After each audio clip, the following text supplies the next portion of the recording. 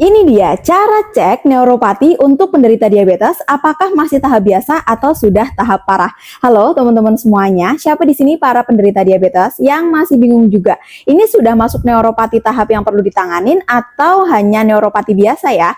Nah ternyata sebenarnya neuropati itu tidak ada yang biasa, tidak ada yang parah. Sebenarnya kalau sudah masuk ke tahap neuropati, pastinya gula darah kita itu pasti sudah di angka yang tinggi. Tapi ternyata ada beberapa case atau ada beberapa kasus yang dimana gula darahnya itu sudah di angka 200 ke bawah, tapi ternyata neuropatinya itu masih bisa dirasakan.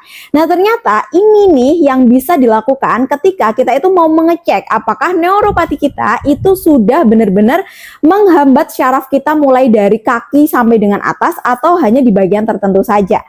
Nah yang pertama kita harus siapkan cotton bud dan juga tusuk gigi.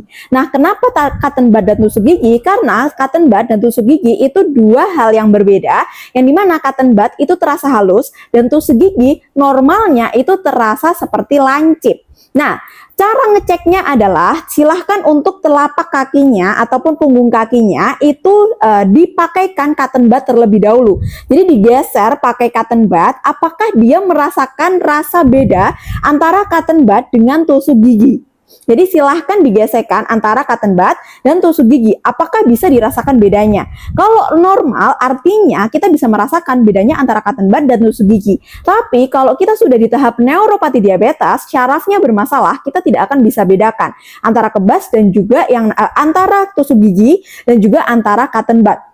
Nah, kalau sudah di area punggung kaki, tapi terasanya masih bisa dibedakan, artinya tubuh kita dan syarafnya masih bagus. Nah, kita cek lagi, karena biasanya untuk neuropati itu biasanya dia bekerja dari tepian dulu, tepian syaraf, tepian telapak kaki, sampai akhirnya ke yang namanya mulai menjalar ke atasnya. Nah, makanya kita coba dulu dari ujung jempol kaki kita. Ujung jempol kaki kita coba pakai cotton bud, dan kita coba juga pakai tusuk gigi. Apakah sudah bisa merasakan bedanya?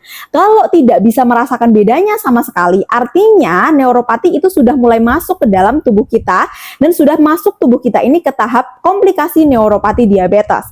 Yang ini tentunya kalau misalkan dibiarkan akan mengkhawatirkan. Kenapa? Hal yang mengkhawatirkan yang pertama adalah untuk penderita neuropati itu biasanya kurang bisa merasakan sensasi antara ada luka atau tidak ada luka. Yang biasanya kaki kita itu kan gampang sekali terkena yang namanya luka, entah itu kesandung, entah itu terkena goretan apa dan lain sebagainya.